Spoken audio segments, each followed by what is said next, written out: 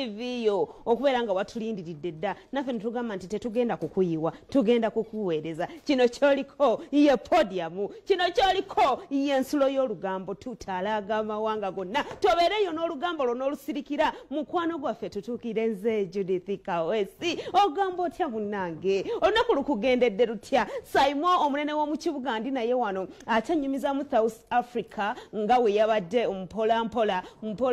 bwetyo nga tutambula olunaku olwaleero mufa abakatuliki tubadde kujjukira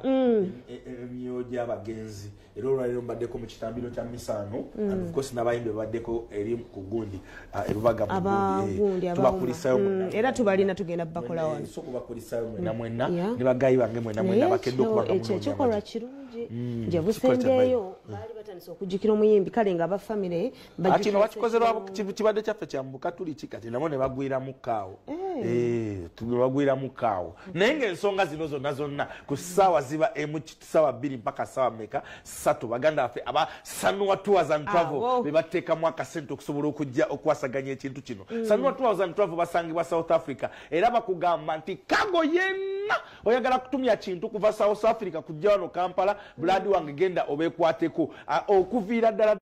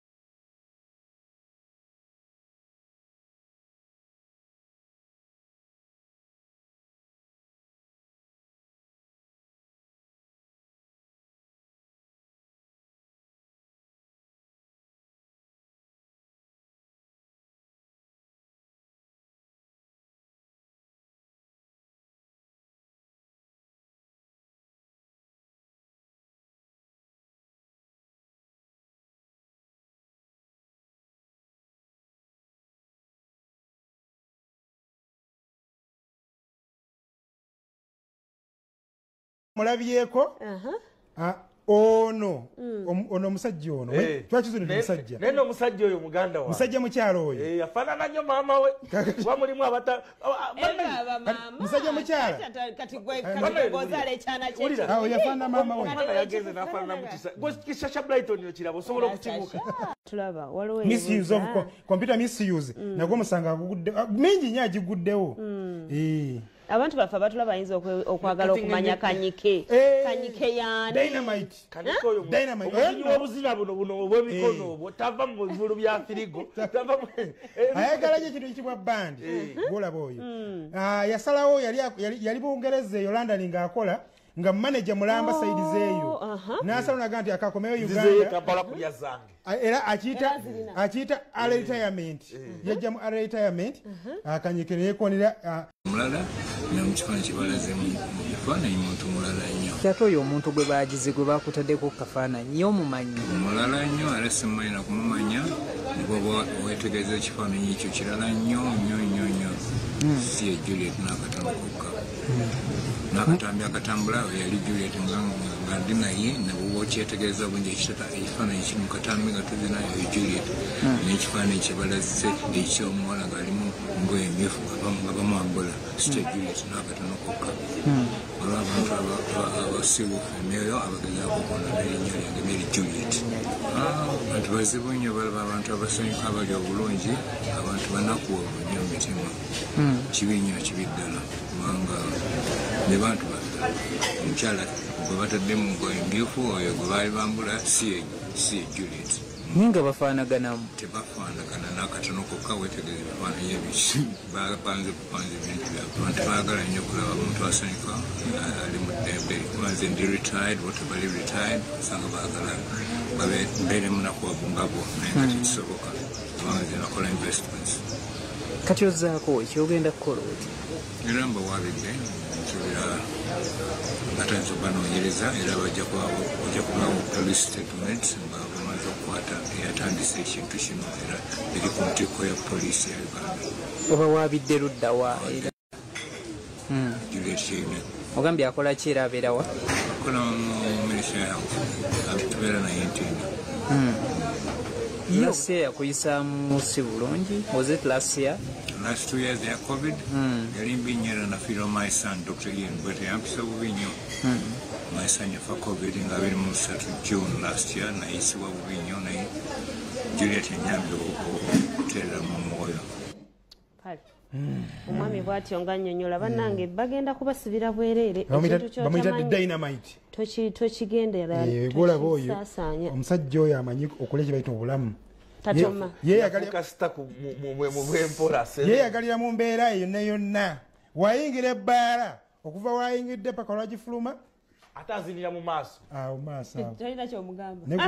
ebiseera biri eri bya siriki mwenga kyakola nga jjabuzi nakugwira awo tolina kugaana kuzina naye ebyaddala nga azze kunyumirwa ye oba oyagala oba toyagala kuzina mubuzinyi just dancing anyway ku podium munnange bingi bikyajja bingi byokyalaba naye ngaolunaku olwaleero nga bwe twatandise nga tukugamba nti wali erubaga akubadde kujjukira bannaffe abatuva ku maaso omuli abantu baffe betutamanyi ne betumanyi tubajjukidde olunaku olwaleero era mukama ayongere okubawa ekiwummulo ekyemirembe Ndijjo. Agyendowooza ekisinga obukulu abawuuma kyebali baagala okuyisaawo kyebali baagala otuusa omanyi Father Kibi nzijukira bulungi mu kufa kwa mugenzi muze radio yabulira abayimbi nti buli omu akolere akalambo ke ekigambo kye kikozesa buli omu akolere akalambo ke kakati bano balowoozamu ne bagamba nti bakooye bangi bafa batuka okufa nga tebalina kwega buyambi obwo nabwe babawerekera decently mu final jane yaabwe so waliwo enteekateeka ya wuma n'abakampuni emu ekwatagana ku byokuziika okulaba nti nno bafuna insurance bafunira abayimbi insurance so kyekimu ku bintu byabadde basinga okwagala okuyisaawo era bikwataganya lunaku lwaffe olw'abakatuliki olwaleero badde All Souls Day message yaabwe babadde bagamba nti musevingire obulamu buli obusembayo final jane ng'ova mu nsi kisinga obukulu kubanga bangi batuvudde ku maaso kibadde kizibu nnyo okugamba nti bajjukira gundi oba gundi wadde nga famire zaabamu babaddeyo muzeyi mayanja mulabyeko n'omukyala Prosper Mayanja meya w'egundi gavana w'ensangi Mathas Walukagga so families nnyingi zibaddeyo naye ng'omanyi nti abayimbi bangi atuvudde ku maaso oba bannakatemba bangi atuvudde ku maaso oba abazanyi ba firimu bangi so kibadde ekizibu nnyo kyakugamba nti tubadde tujjukira gundi wabula emyoyo gy'abagenzi mu mbeera eyo. Kale katusooke tubafune.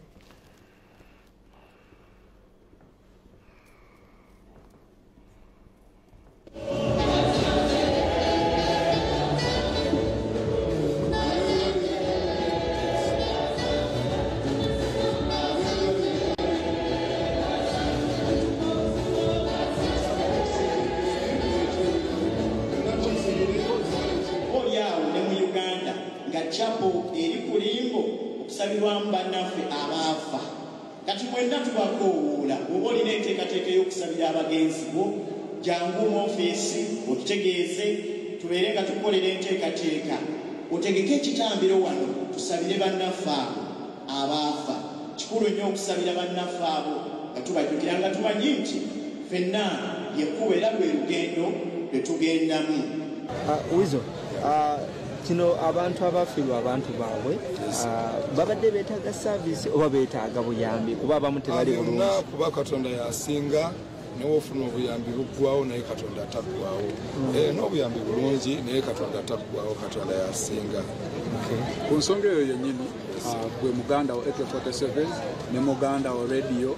madazi zaabwe tezinabeera soba mulanga kigwoyinza okukuba kooti yatuuka waki ekyagulanga simanyi ebintu ebimu byesonyiwa n'omuvinga onu n'okikiriza mbu baganda bo baafa. Biki byosinga okumisinga ku baganda baabwe? Byonna bingi nnyo radio akenge kaffe ketwanywangamo kabiya kaffe mubimanyi ebirala byonna sigala wabalasita bika musule bulina kyagadde nnyo nandise Mukama Katonda abateremu obwangu ekintu kino tukikolenga buli mwaka kirungi nnyo kati bwe tujja wano tetujja nga tunyoleddwa naye ate okunyola kutuggwako bw'olaba nti nze Katonda mutabani wange yamumpa emyaka 24 kakati ogenda n'okiraba nti waliwo ate yafiira olunaku olumu waliwo yafiira emyezi 6 kati nzize wano nga nkyebaliza Katonda okusobola okumpa omwana wange emyaka 24 ne mulabako ate n'asobola okufuuka kyakiyagira kyeyali n'olwekyo asabe Mukama Katonda abagenzi bonna owekyomulekere olunaku bwe luti lw'amaanyi nnyo olw'ensonga buli omu ffenna inevitable yabali wano tugenda tuuka akaseera nga twetaaga okusabirwa waliwo buli omu ajja tuuka nga tasobola kwesabira so I think lutujjukiza akaseera ako nti tusabire nnyo bannaffe abaatugendako mu myoyo gyabwe Katonda agikwatirwa ekisa kubanga naffe tujja tuuka time nga twetaaga okusabirwa emyoyo gyaffe bagikwatirwa ekisa nga tetukyasobola kwesabira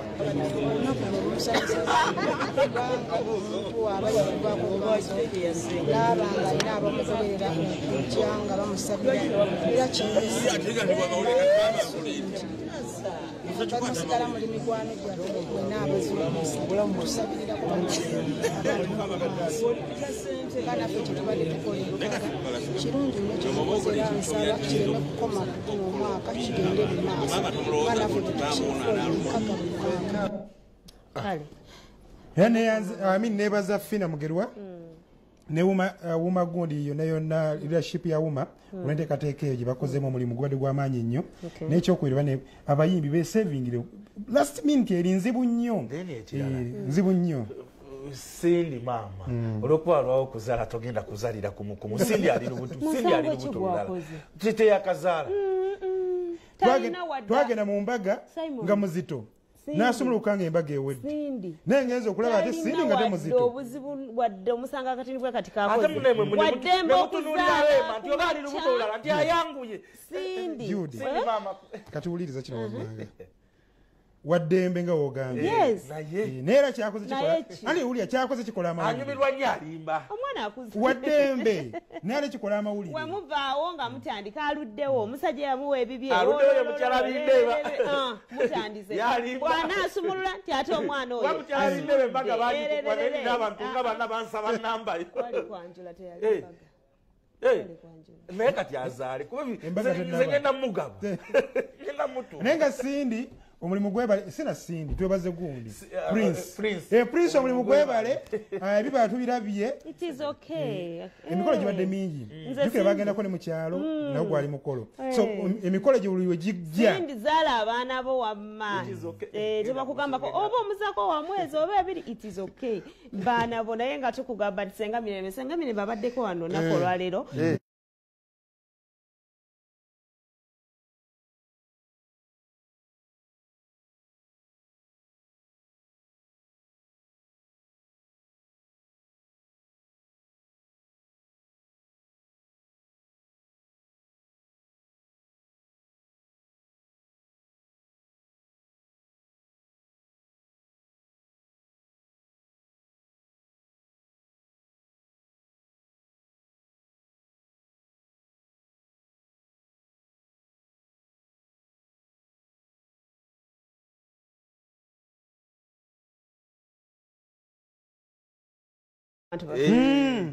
tuzeeyo soka obuze ku mukwano gwange bamwita Zaala Gugwa ali mu ggwanga Uganda atwagala nnyo saawa eno TV kwali omulize ku DJ Salimax bannange mugamba mutya mwenna oyali South Africa promota Maswanku muyino olwaleero wa iStudios South Africa tukubuuzako in a special way omulize ku BK director owa BK Sounds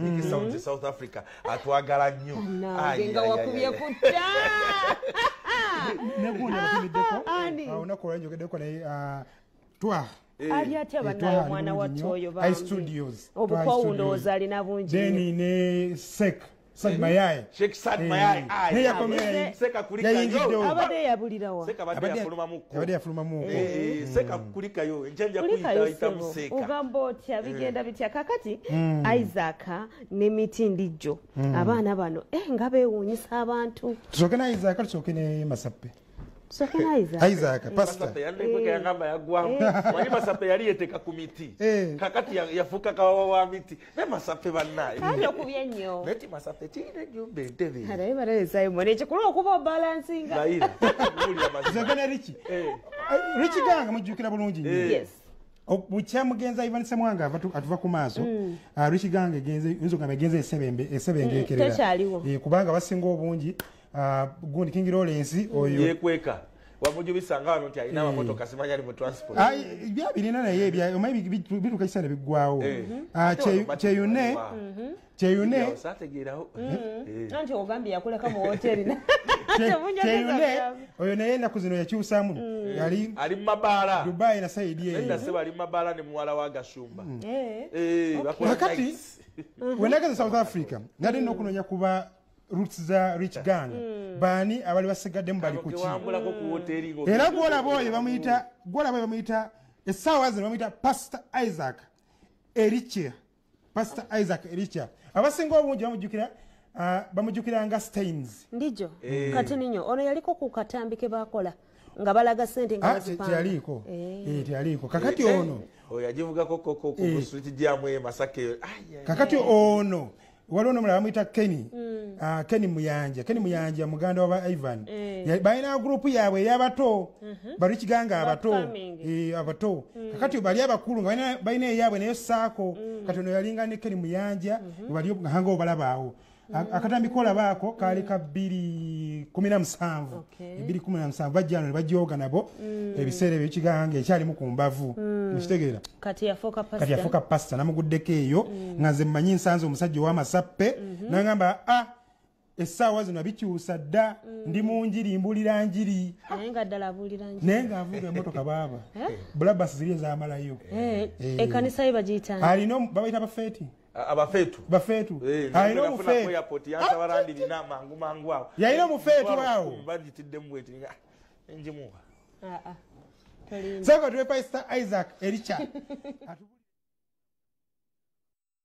tusakimunze ne Kennedy kati bwe tujja ntusalawo musalawo temujja sula wammwe kakati mugende mufulege mpale waffe waliwo bamama baffe biki kati tuzo kwagano beako ne bamadamu be Kampala nga bobimanyi kale let's say bobimanyi kati tujja yisate bamadamu bana baffe abe Uganda bwetutu abula mugamba ki obulamu tubadde bina erinnya lyatuuka anti ebbanga libadde ddene kimanyi lyakyuka erinnya lyakyuka bitibwa Pastor Isaac Ericha sokwendeko omusumba omusumba nokulokoka walokoka nalokoka ddase si lwa covid ono manyi covid yatubuza si covid time yatuuka manyi Bible yatugamba nti at the right time I the Lord shall make it happen so saawa entuufu yatuuka naabanga Mukama Katonda akikola amina kyogamba obulamu buli obwaffe obwokumaaso obwokulya ku ssente wabuviiramu ddala obulamu obwo it is part of history, it's part of me. Twalya sente, twamansula sente, kimu twakikola era batunoonya either ku mitimbagano oba ku internet platform, they can find our videos doing a lot of things. Naye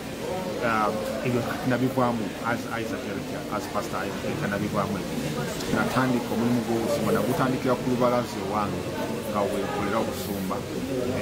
Mukama nanzigulirawo paka yanfunira abantu abaali bagala okunsapootinga ne balaba nti kyenkola kyali kya ttendo ntitujja ekkanisa ku lubalaza ewange yali ebeera ntugiteeka mu kifo ekyettendo okukolera obusumba. ne Uganda tukusuubira okuministalingayo currently tulina mu branch emu in Fourways Centre in Johannesburg very soon. wejjusa obulamu buli bwokulya ku ssente bwokumasa ku ssente nedda n'akamu n'akeddagala. I believe buli kimu kihappeninga for a reason. Mukama Katonda alina ensonga lwaki yampisa mu stage eyo ey'okuba nti nafuna chance ey'okusanyuka ey'okukola kino n'omwenge gwennyini nali ngunywa naye now is 5 years sinywa mwenge sigukwomberako ddala kusobola kuŋŋamba nti there is a glass of wine or something and I taste it. So Katonda yampisa mu kusanyuka okwo n'okukyakala kubanga God was preparing me for what he wanted me to be today. olina bano be wakyakalanga nabo mukyakwatagana obusumba bwakusalako nabo baalokoka nabo abamu baalokoka abamu twasigaza masimu omanyi embeera bwekyuka either naawe wekyuka oba abatagala kukyuka naawe obesonga kuba kati omutindo gw'entambulirako wa Mukama Katonda nakulokola bantu amani evangelist obaka bwange eri abantu abakutukede TV ebiseera ebisinga tuyitambuza bingi abamu babadde covid aleetedde abantu bingi okuluzinga emirimu abantu bangi bafunye depression abantu bangi bafunye anxiety abantu bangi bafunye ebintu bingi ebibakoseza mu bulamu naye kasito okukkiriza Mukama Katonda oba Yesu Kristo as the Savior and Lord buli kimu Katonda ajja kukituusa. Pastor tukubuza ko olugambo Pastor Isaac Erichi in special way njagala kubuza ko musajja ku mukono gwange Francis Zavuga ogambo tya webale kubanga joli sides South Africa and of course ni mikwano janga batulabira wano Makindye East bili abiri mukaga sayimo munene mu kibuga kale kibanga tu umulemuko kati umulemuko tukoma wona yegate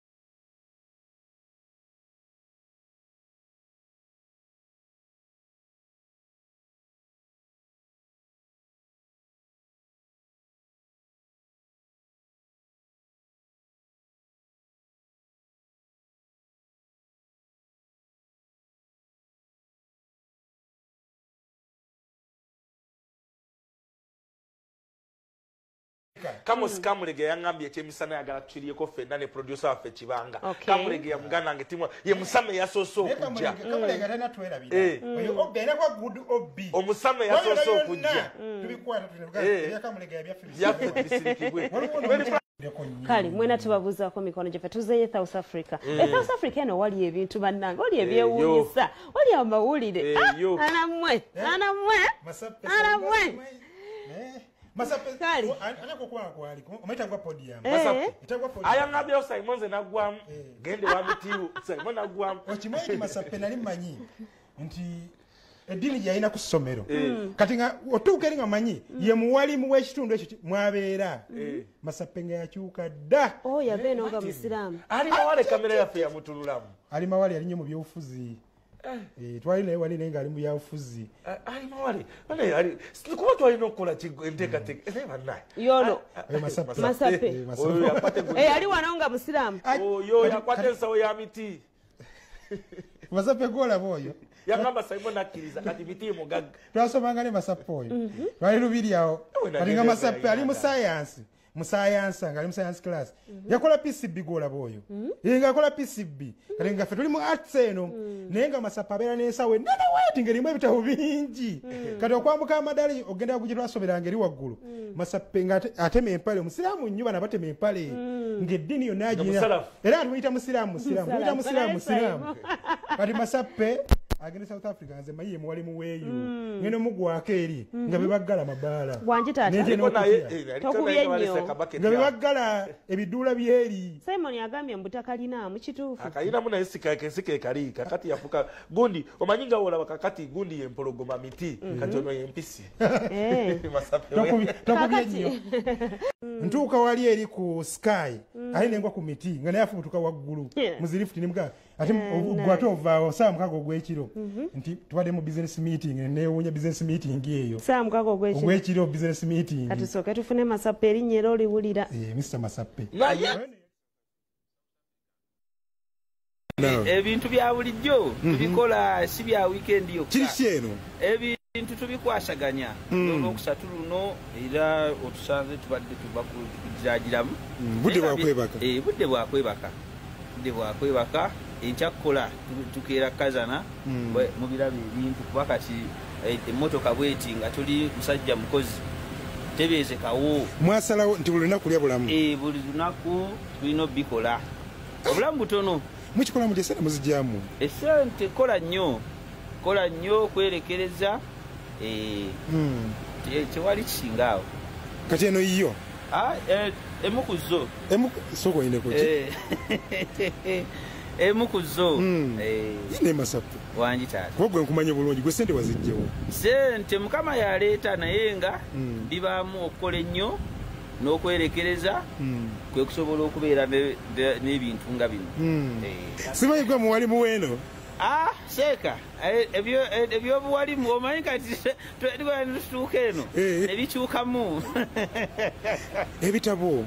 musiraamu wakwatanga ensawo ennene ng'ejjudde ebitabo nga tutya abasayansa wuuyo omusayansa ayambuka olubiri olwatunyumire bannaye naye sayansi ze twasoma ate mu nsi birala tetubyapulayinzeeko wadde sente tuzijja mu bintu birala nnyo erinnya Masapa eriva ku ki erinnya Mr. Masapa muganda wange oyo miti ye yali ntuuma nalya sente n'atya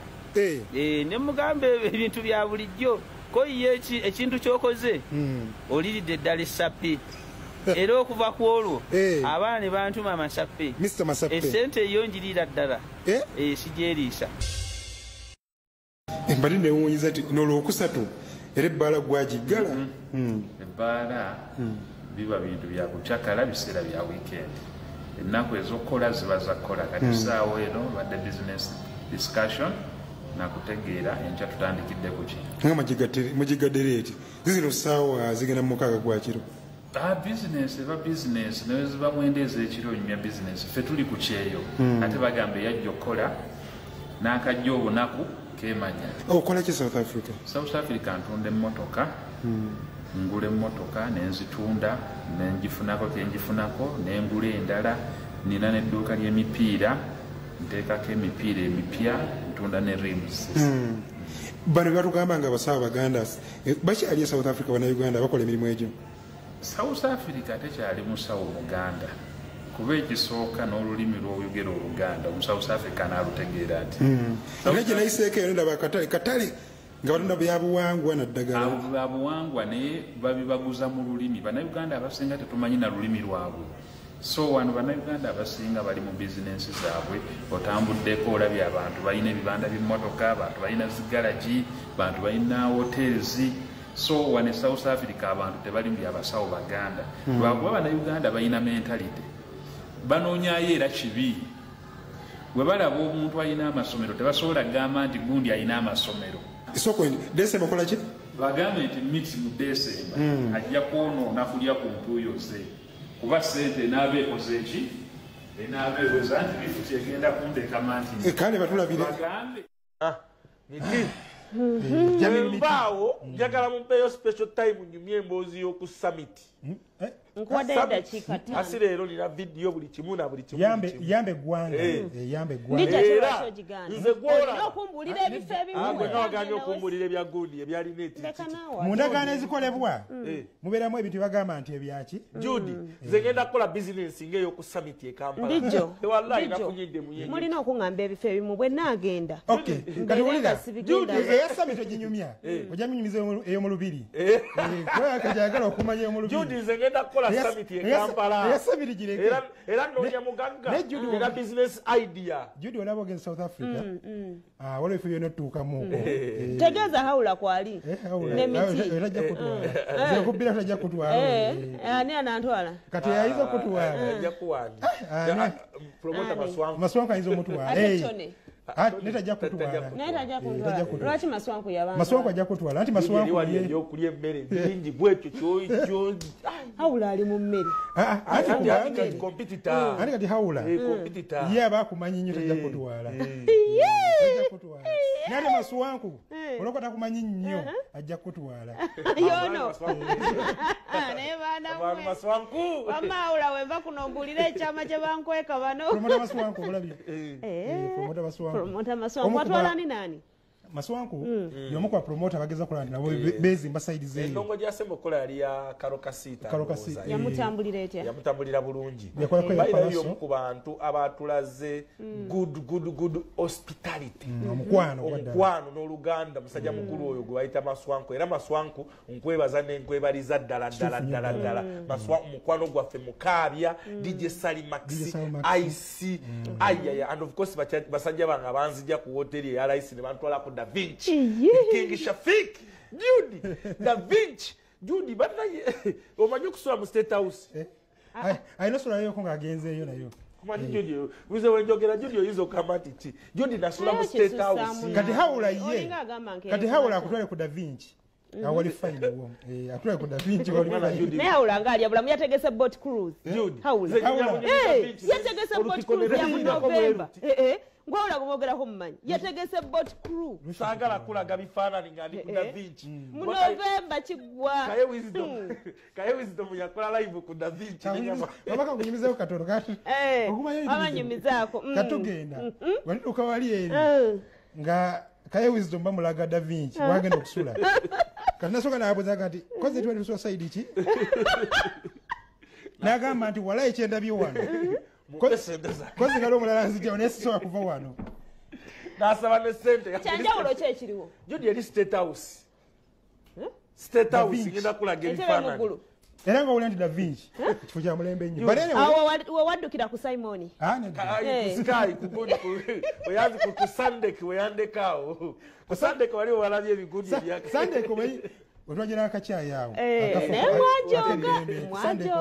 akacyayi awo so ng'ogenda n'okuwamuuka awo n'azirukako n'agende balene promota Maswanku y'omu ku bapromota abato bannayuganda bali South Africa abageza kulaba nti bazimba sayidi zeeyo jjukira babaddewo obuzibu bw'amaanyi bapromota South Africa nga mulimu okwerumaaluma abamu bagamba nti bakola bazza industry emabega so bano abaana abato nga Maswanku bazze okulaba nti no bagatako ettoffaali nga bannayuganda business Judy ne Simon tebakulimba ng'oggyeko Uganda tewali nsi ndala ewa bannayuganda abayimbi mirimu nga South Africa era omuyimbi munnayuganda tanayimbirako South Africa alina okumanya nti there is a problem there is a big problem because wova Uganda wano olina okubuuka direct South Africa nga tonayongera nawala wonna era kati omuyimbi asinga demand enene bamuyita Big Eye kuba yakomadde okuyimba tuwe Maswanku olaba ne Shakira yakavaayo South Africa egamba ki South Africa kola kuyiiya teri kipya mugattagatta yonna oli promota oba just wayita promota bibiri byanjawulo olumu waliwo ebibuzo ebikalubirizaamu naye ng'ate nja kitwala nti ndi promota ate ndi businessman wali South Africa. Promota Maswanku ng'ofunze yaani? Promota Maswanku amannya amatuufu mpitibwa Alex Mafabi nanyini Mafabi Traders ndowooza abasinga obungi abawangalire South Africa mumanyi bulungi kampani yange ntunda mmotoka nkadde ezikozeeko. Owa promoto buyingiramu otya era obuyingiramu ddi? ekisookera ddala nafuna passion for music nze ng'omuntu nina abayimbi benzize ngoberera so muli ng'omuntu akozeewo kenkozeewo nenda nti ndowooza kiba kisaanakoko obutakoma mu kwagala bwagazi nnongo naye n'okubaako n'akatono ke tusobodde okunyaga wano e South Africa tukateeka ate mpozi mu bannaffe abava back home. Muyimbi ki gw'otegese South Africa omwaka guno? Omwaka guno wa muyimbi ki South Africa gw'otegese? Before nategekayoko ebivulu nga 2 ne bigenda bulungi ne bitambula bulungi. Ani naani? Nategeka omukulu Kalifa aganaga yali wano mu Johannesburg mpozi n'ebweru we Johannesburg era nze omu ku bapromota abatategekera wano wokka Johannesburg nti ntegeka e Johannesburg nentegekako neeyo tulina bannaffe abakolerako ebweru wa province. Wenagidde South Africa nga bannayuganda naddala bategese ebivulu beerumaaluma abaludde mu ndongo eno bagamba nti ate abapya mwonoonye endongo ekintu mupaazizza abayimbi ebivu tebikyafuna obuzibu bwa promota abapya obuzibu bwa ndongo nti tekyawagirwa nnyo oba bw'abayimbi. Abawagizi we bali abawagizi batuwagira abawagizi batwagala abawagizi baffe balina ssente naye bapromota bategekanga bwe baagala ekikulu nti oba mwabiwulirako ebyo ekibiina kyaffe ekibiina ekyo tetukijjumbidde naddala ffe bapromota ndowoozo oba abapya abatasobodde kwegamba all in all kyensobola okuteekawo oba kyensobola okwogerako nti bapromota omuntu bw'afuna ssente ekintu kino akigwamu bukwi so nze ndowooza kyekigezezaako okukendeeza ku bawagizi baffe naye mpozi n'emabegaawo mujjukira bulungi korona yatukosaamu naye well kati tetukyali mu korona tuli oke naye nze nkinenyeza bapromota bannange.